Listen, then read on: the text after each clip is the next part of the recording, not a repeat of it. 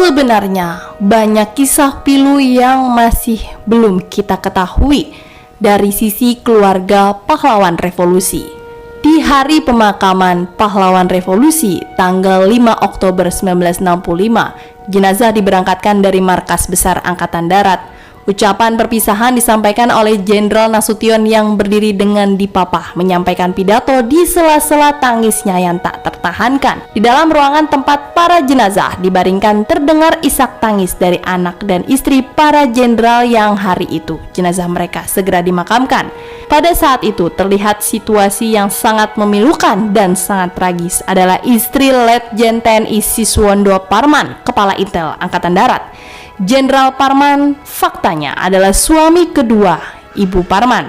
Suami pertamanya juga tewas di tangan kaum komunis pada pemberontakan Madiun tahun 1948. Dan suaminya yang kedua ini, Siswondo Parman, gugur di tangan komunis pada peristiwa G30 SPKI. Tak cukup banyak kisah yang menggambarkan bagaimana sosok Pak Parman dalam keseharian dan menjelang peristiwa 30 September 1965 ketika maut menjemputnya di pagi buta itu. Pak Parman hanya ditemani istrinya, Bu Parman yang sudah dinikahinya selama 14 tahun.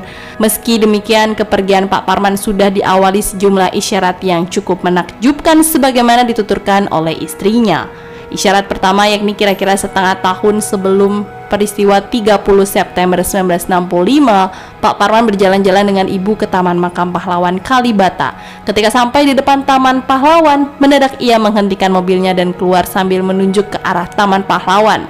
Pak Parman berkata kepada istrinya, "Wah, ini Taman Pahlawan, tempat bahagia bagiku, Jeng. Jangan lupa ya, kalau aku gugur supaya aku bisa dimakamkan di sini. Dan jangan lupa pula supaya pada kijingku atau batu nisanku nanti ditulis pejuang sejati." Ucapan ini sama sekali tak berarti bagi Bu Parman yang duduk dengan setia di sampingnya. Ternyata itulah pesan Pak Parman yang mengandung arti sejarah yang besar setelah itu. Lalu beberapa bulan kemudian Jenderal S. Parman memerintahkan ajudannya untuk memasang bingkai pada foto beliau. Setelah selesai, foto itu diserahkan kepada istrinya dan berkata, "Ini kenang-kenangan untukmu, hanya inilah satu-satunya peninggalanku untukmu."